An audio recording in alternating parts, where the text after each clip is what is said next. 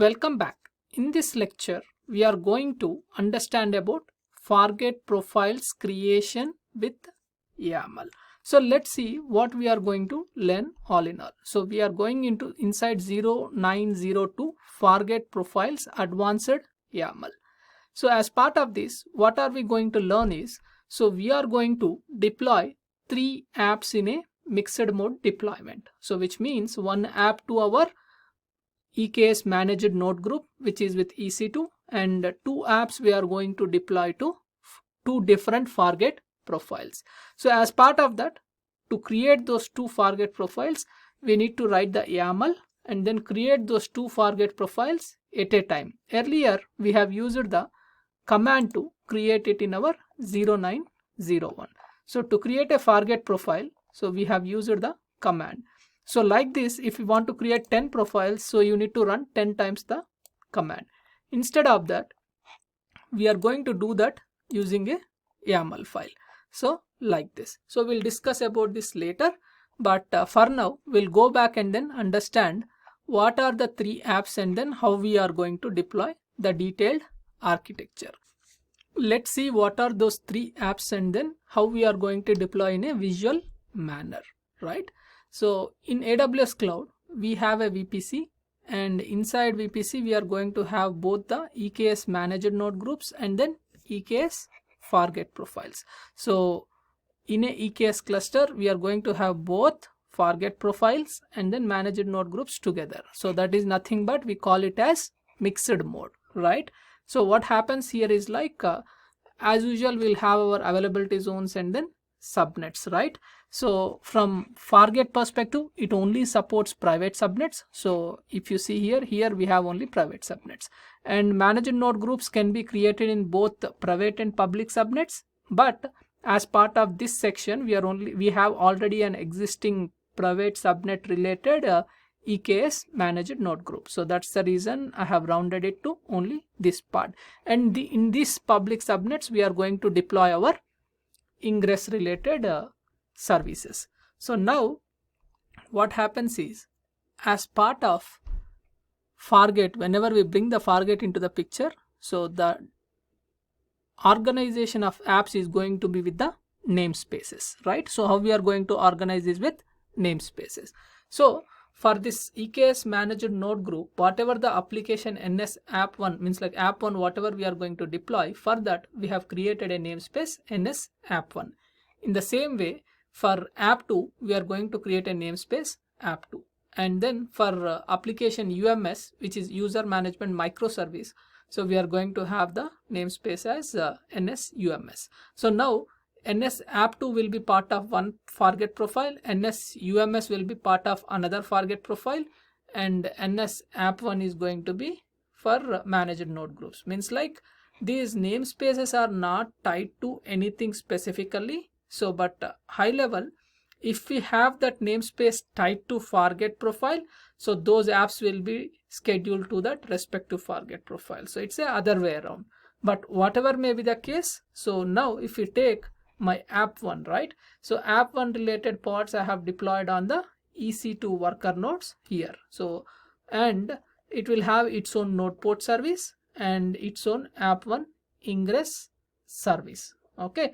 And in the same way, for app2, we'll have a Fargate profile with app2, and then inside that we'll deploy our app2 application, and it also will have its own separate app2 ingress service. So why we are having separate set of services, we'll see in the next slide. Means like why we are going to have separate ingress services here. Okay, so we have seen the concepts of context path based routing in ALB, but why we are not using here when we are using this mixed mode deployments. Okay, so there is a reason for that.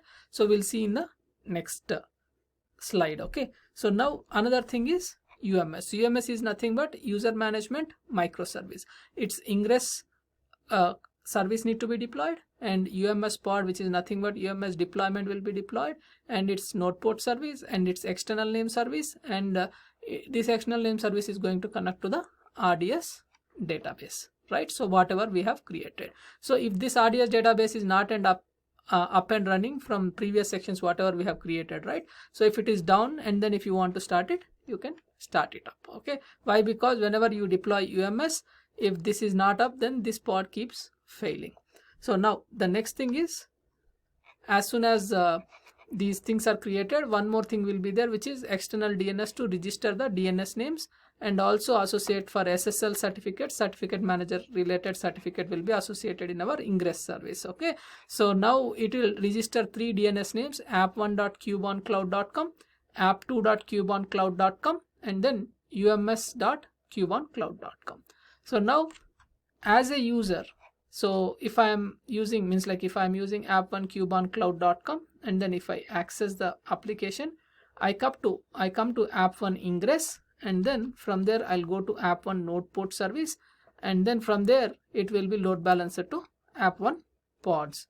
Okay, using node port service stuff. Okay, so now if we go to app2cubeoncloud.com, it will go to app2 ingress here, and then we directly go to the pod, because we are going to use for forget pods, we are going to use target type IP in our manifest. In the same way for UMS cubeoncloud.com, so we are going to access it, and the request comes to UMS pod, and if the request is health status, then directly from here it will be served.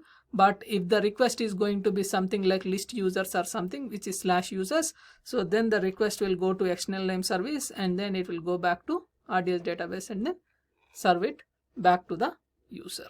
So this is the mixed mode with 3 apps, whatever we are going to deploy. Mixed mode, again I am going to reiterate, nothing but in a same EKS cluster we are going to have both Fargate profiles and then EKS managed EC2 nodes also in the same cluster. Okay, so that is nothing but the mixed mode.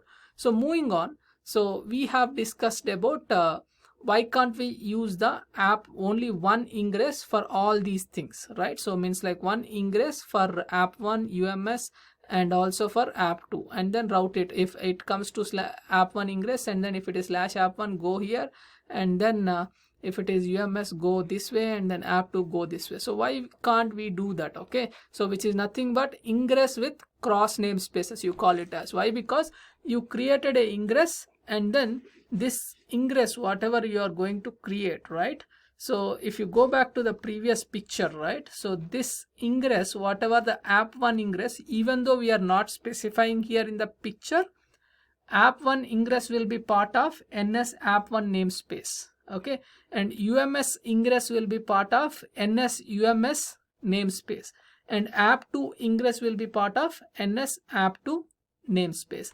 Now if you see here, this one app1, this respective ingress, if it is not part of any namespaces, or if it need to go across namespaces to send the traffic, so that's not possible as on today, which means like ingress with cross namespaces is not supported as on today. Even there is a GitHub open bug from 2015 onwards, but till date that is not resolved as on today. So not only in ALB ingress, this is not supported as on today. So now, which means this concept is not applicable here. So always if we are dealing with multiple namespaces, then always it is like each namespace one ingress should be there, and inside this namespace you have 10 apps, then 10 context path based routing or host header based routing, whatever the routing you want to implement, you can implement inside that namespace. But outside of namespace, which means across cross namespaces with single ingress, we will not be able to do the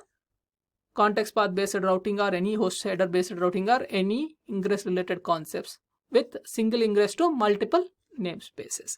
So with that said, we have completed our introductory section, and then we'll move on to advanced Fargate profile with YAML in our next lecture.